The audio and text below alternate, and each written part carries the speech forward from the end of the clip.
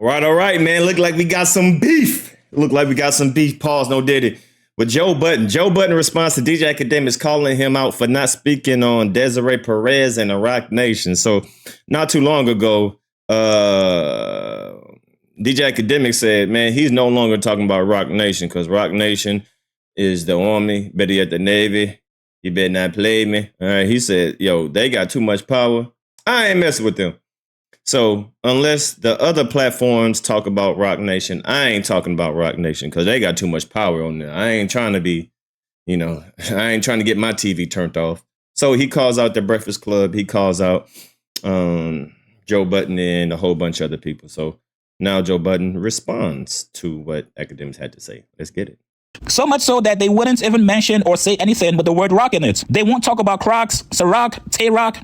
For a while. I just subscribed to your shit too, bro. Boy, oh boy, does Rock Nation have some people spooked. So much so that they wouldn't even mention or say anything with the word rock in it. They won't talk about Crocs, Ciroc, Tay-Rock. Now, last week, some news broke about the Rock Nation CEO, Desiree Perez. Her daughter accused her of forcibly committing her to a psychiatric facility in order to allegedly break up her marriage and cut her off from her husband. Some people said, hey, this is once again another example of Desiree Perez using her influence and power to essentially put somebody away and get what she wants. Now, because she is the CEO of Rock Nation, it's technically hip-hop news. Her daughter has been very outspoken lately on social media, so you would at least expect some kind of coverage from one of the top podcasts in hip-hop. Now, a couple days ago, DJ Akademiks called out Joe Budden and also the Breakfast Club. He called them cowards for not covering the news about Desiree Perez. Bro, I've been telling y'all about Rock Nation. Rock Nation currently is doing something that, for all the people who claim, it's not about Tory. Rock Nation is intentionally harassing, bullying, trying to take down many young, listen, they're not me. Again, I don't got money to bang with Rock Nation. I don't want to go to war with them. I told y'all that already. I'll apologize to JC. I'm good. I know how to pick my battles. That's why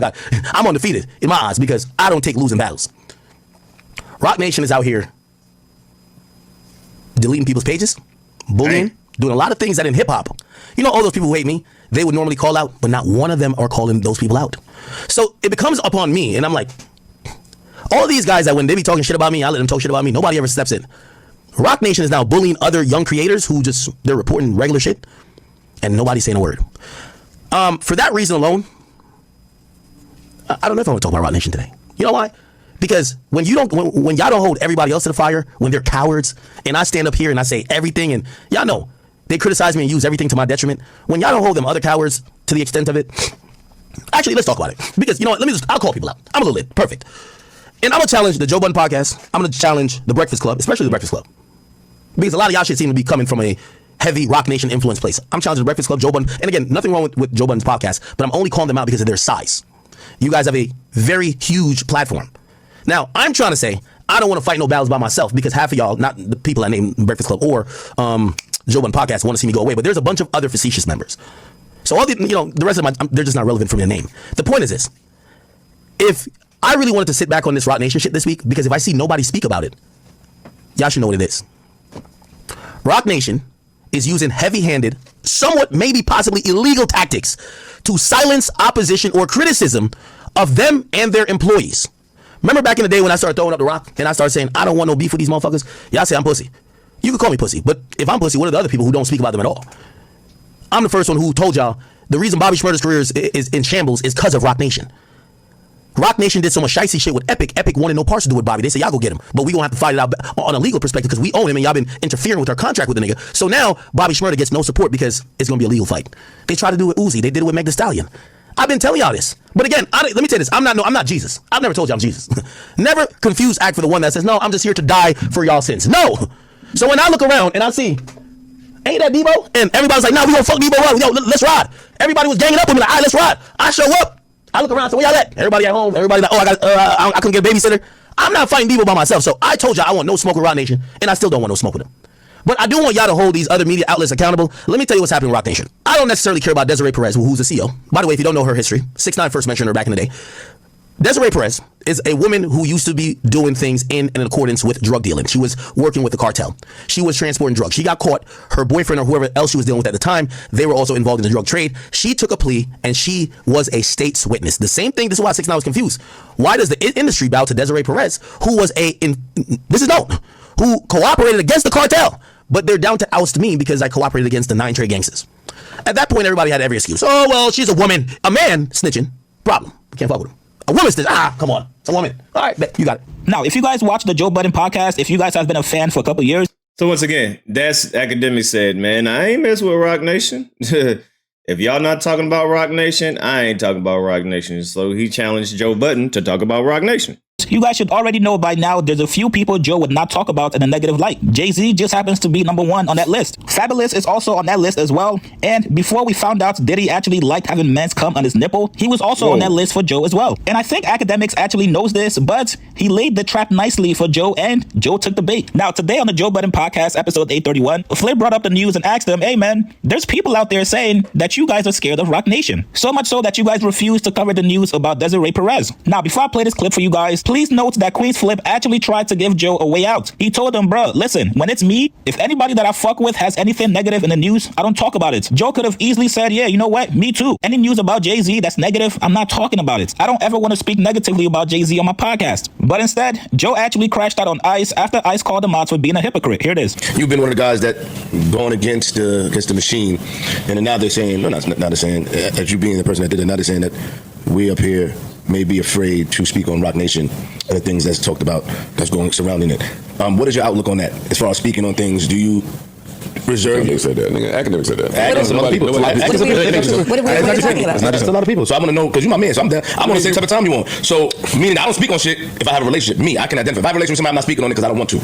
Regardless of how egregious it may come off, I'm not going to speak on it because I respect my relationships. So like if there was like a festival where things didn't go perfectly, you wouldn't like bomb shit on I'm gonna fuck you up. Okay? No, but I want to know when people say that towards you. That's good for you though. As you being the guy. You try to distract me. As you being. I'm not. Let me try to. I saw Axe say that. I didn't see nobody else.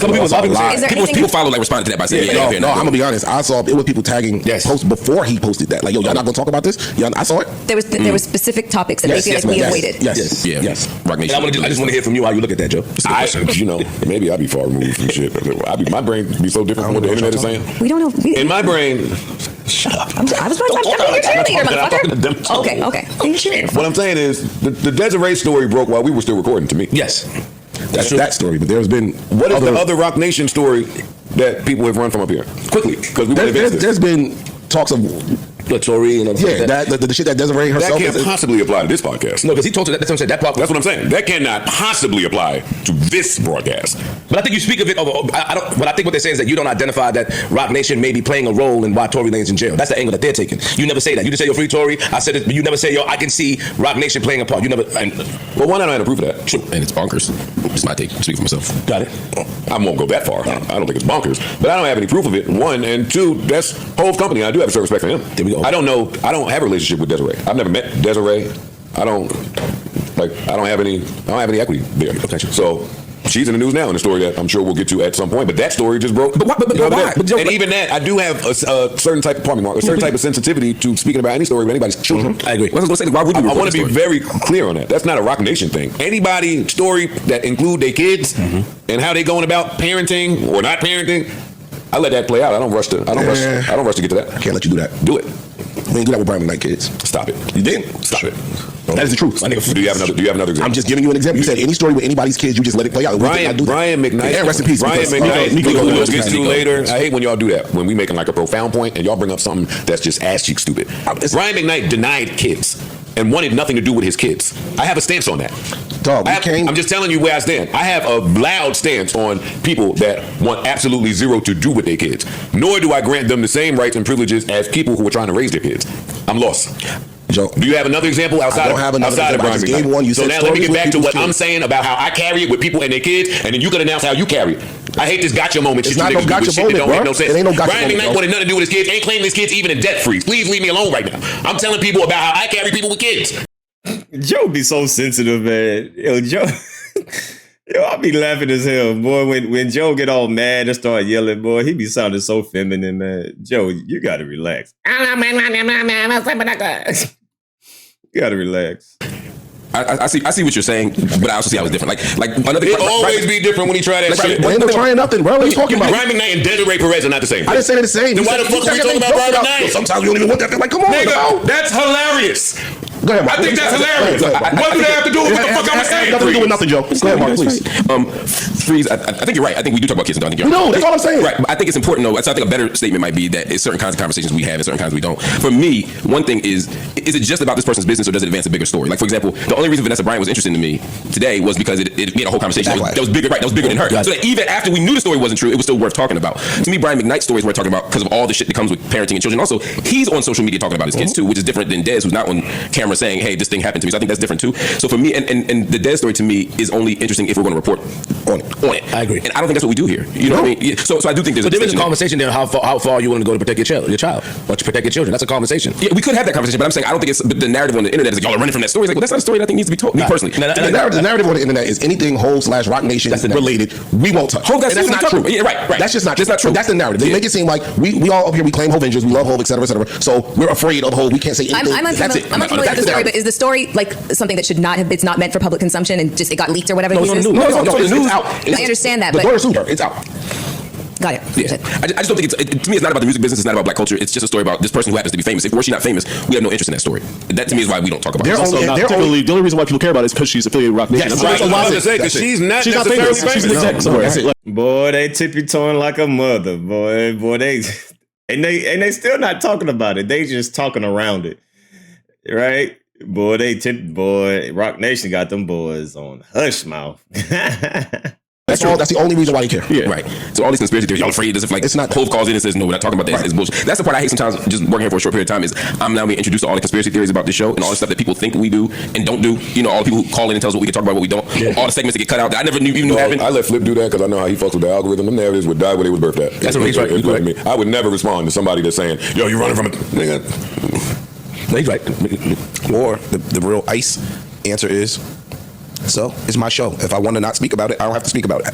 That would be ice answer. Yes, 100%. Like, you want to talk about it, go on your platform and talk about it. I agree with you. We reserve the right to say whatever, talk about what we want to or not talk about what we don't want to up here. And to Flip's point, if I do have a relationship with you and there's some shit that's potentially disparaging or could get you jammed up, I reserve the right not to talk about it. That's the real world. Right. And we're transparent about that. That's the real world. It's not like that's the real world. Right? Go on, get off the internet, go outside. That's the real world right there. Yeah.